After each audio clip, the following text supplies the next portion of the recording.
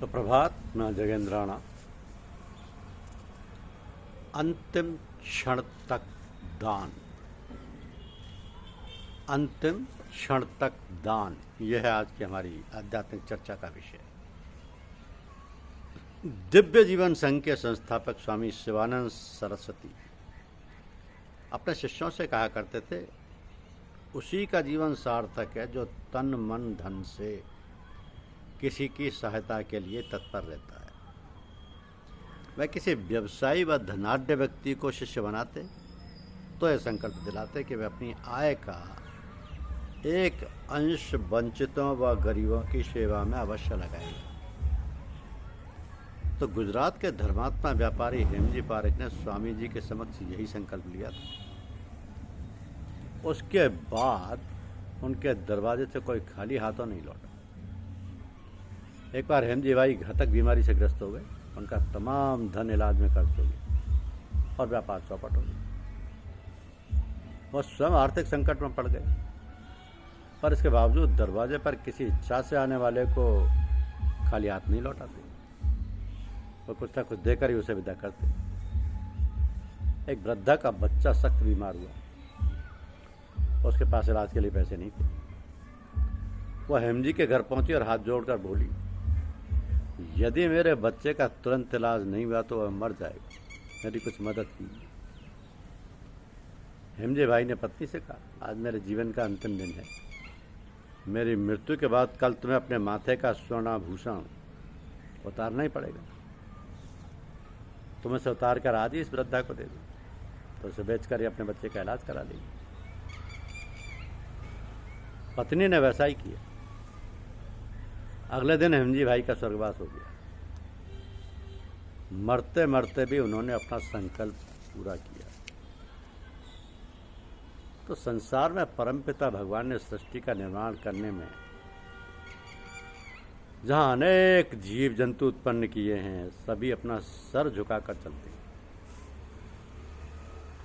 परंतु मनुष्य को अपने समान अथवा आधार पर बनाया गया है और वही मनुष्य अपना सिर उठाकर चलता है और अपने पिता की शक्ति के आधार पर अनेक निर्माण कार्य करने की क्षमता भी रखता है।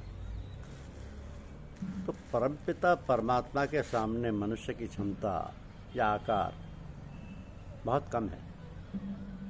इसी कारण हमारे व परमात्मा के नाते को पिता पुत्र की संज्ञा दी गई। सृष्टि के निर्माण कार्य के साथ साथ उस मालिक की दया कृपा इतनी विशाल है कि उस परम पिता ने अपनी संतान के लिए पूरी सृष्टि को सेवा में लगा दिया है। आकाश, पृथ्वी, चांद, तारे, नदी, पहाड़, जल, वायु, फल, वृक्ष, सभी वस्तुएं मनुष्य की सेवा में निस्वार्थ भाव से निरंतर सेवा कर रही है। यही कारण है कि मनुष्य अपने पिता परमात्मा को भूलकर स्वयं को सब कुछ समझने लगा। यह अहंकार ही मनुष्य को अपने परमपिता से अलग कर रहा है। जब एक बालक अपने पूज्य पिता से अलग होकर मैं करके विचरण करने लगेगा तो फल तो दुखदाई होगा ही। इसी आधार पर जब मनुष्य परमपिता को सर्वज्ञ मानकर उसकी शरण में आकर सच्चे मन और भावना से पुकारने लगता है तो जीवन कुछ और ही बन जाता है। शताब्दी शुभारंभ समारोह वृंदावन में देवी ऋतम्बरा जी ने हमारे पूज्य साहब जी के विषय में एक बड़ी सुंदर बात कही कि अब हमारे पूज्य साहब जी परमपिता परमात्मा में लीन है और जिस प्रकार परमात्मा विचार शक्ति से ही अनेक प्रकार की सृष्टि का निर्माण कर सकता है, तो पूज्य साहब जी के मौन रहने पर भी हर काम पूर्ण रूप से सफल होते जा रहे हैं। जब पुत्र अपने पिता की शक्तियों को पा लेता है तो पिता जैसा कार्य करने में पुत्र को स्वतः शक्ति प्राप्त होने लगती है।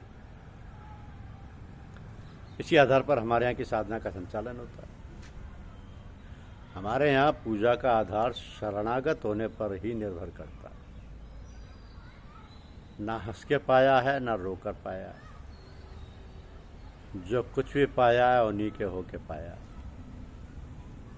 तो साधना में मनुष्य का एक दोष यही है कि वह अहंकार में डूब जाता है। अहंकार का अर्थ है कि सबसे अलग होकर अपने को शक्तिशाली प्रकट करना। इसके विपरीत शरणागत होने का अर्थ है कि सभी अन्य शक्तियों से जुड़कर महानता प्राप्त करना। आज भी अधिकांश लोग हैं जो इस झूठे अभिमान के बस होकर कष्ट पा रहे हैं। गुरुद्वारे का प्रिय भोजन है जिसके द्वारा परमपिता की भक्ति करने में गुरु नानक देव कहते हैं कि कर सेवा सेवक बन प्रभु अपने और मन की इच्छाएं पुजाएं। प्रभु की शरण सकल भय भागे दुख बिन से सुख पाया। दयालु हुआ मेरा पार ब्रह्म स्वामी समर्थ सतगुरु पाया। सतगुरु की सेवा सफल है जो कोई करे चित लाए। मन चिंदिया फल पाइया डोले जिथे जाए। तो साधना में महत्वपूर्ण बात यही है कि साधक अपनी अच्छाई और बुराई सभी का समर्पण करके खाली हो जाए, जिससे कि सतगुरु उस खाली स्थान को प्रभु प्रेम से भरकर अपने जैसा बनाकर प्रभु की सेवा में लगा दे। इस प्रकार सृष्टि के नियमानुसार हर पिता अपने पुत्र को जब अपने जैसा बना लेता है तो अपने सभी कामों में उसे लगाकर अपनी सहायता चाहता है। इसी आधार पर हमारे यहाँ सत्संग की कुछ श्रेणियाँ रखी गई। जैसा कि हर व्यवस्था में प्राय होता है, ऐसी मान्यता है कि भगवान के यहाँ भी संतों द्वारा सृष्टि संचालन में सहायता ली जाती है। इसलिए प्राय प्रातः, साय, दिन के मध्य और रात्रि के मध्य साधना का उचित व योग्य समय माना गया है। इसी बात को ध्यान में रखकर सुबह शाम अनेक सज्जन पुरुष पूजा आराधना में लग जाते हैं। तो हर कार्य में योग्यता के आधार पर क्रमबद्ध होना ही अच्छी बात है। एक महान उच्चतम काम कर सकता है तो उसकी सहायता के लिए अन्य वर्गीय लोग लगाए जा सकते हैं। इसी आधार पर पूजा के संचालन में इजाज़त और तकमील शब्दों का प्रयोग किया गया है। इन उपाधियों के साथ काम करने वाले स्वतंत्र नहीं हैं, उन सभी पर अंकुश भी रखा गया है। ये उपाधियाँ वापस भी ली जाती रहीं। फतेहगढ़ में हमारे पूज्य बाबूजी बिना तकमील की उपाधि पर इतनी नम्रता व दीन भाव से सेवा करते रहे कि आपको उसका ख्याल तक नहीं आया। और तो हमारे पूज्य साहब जी ने जब देखा कि पूज्य बाबूजी के गुरुदेव पूज्य लालाजी साहब शरीर त्याग कर परमधाम को चले गए, तो पूज्य साहब जी को ही ये चिंता लगने लगी कि यदि हमारे पूज्य बाबूजी को तकमील अतः पूर्ण होने की उपाधि नहीं मिली तो हम सभी को दीक्षा लेने के लिए दूसरे संत की शरण में जाना पड़ेगा। तब साहब जी ने पूज्य चाचा जी को लाए साहब साहब और हमारे पूज्य बाबूजी को तकमील की उपाधि दिलवाने में सहायक बने। तो ये एक विलक्षण शिष्य की भावना का सुपरिणाम था। इसी प्रकार हमारे पूज्यनीय साहब जी काफ़ी समय से आध्यात्म विद्या के प्रचार प्रसार की सेवा में तत्पर रहे। 1953 में पूज्य बाबूजी ने आपको तकमील देकर पूर्णाधिकार प्रदान किए। तो ये तो सतगुरु के कार्य संचालन का भाग या तरीका है। जब कोई काम बढ़ जाता है तो काम कराने वालों का यही प्रयोजन रहता है कि यह रीति संसार के सभी विभागों में देखी जाती है। और इस बीच यदि कोई अनियमितता या दोष दिखाई देता है तो ये पद समाप्त करके सुधार भी किया जाता है। अब जहाँ तक गुरु शब्द का प्रयोग है, यह तो हर क्षेत्र में विकसित है। जहाँ अच्छे कार्य के लिए गुरु या आचार्य शब्द का प्रयोग होता है, वहाँ गलत कार्य सिखाने वाले भी गुरु ही कहे जाते हैं। अभी संपन्न हुए नूतन जन्मदिन समारोह में श्री रामाश्रम में प्रस्तावित इजाज़त और तकमील से विभूषित होने वालों के लिए आचार संहिता बनाई जाए।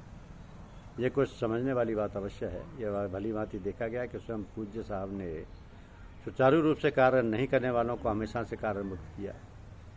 किसी भी समाज का जब विस्तार किया जाता है तो अन्य व्यक्तियों की सहायता लेना अनिवार्य हो जाता है। सत्संग की सीमा बढ़ रही है तो पात्र साधकों को कुछ न कुछ जिम्मेदारी देना आवश्यक है। अब सत्संग में सद्गुरु का प्रयोग सभी धर्मों व संस्थाओं में होता है। इसी कारण उर्दू में जहाँ तकमील शब्द का प्रयोग किया गया है वहाँ हिंदी में आचार्य शब्द का प्रयोग उचित ही है। इस मार्ग में सतगुरु की प्रतिष्ठा भगवान से अधिक है। कहा है ना कि गुरु गोविंद दोनों खड़े किसके लागू पा, बलिहारी गुरु आपकी जो गोविंद दिए होता है। अंतर इतना है कि हमारे सत्संग में गुरु व आचार्य का सेवा कार्य एक धोबी और भंगी के समान ही है।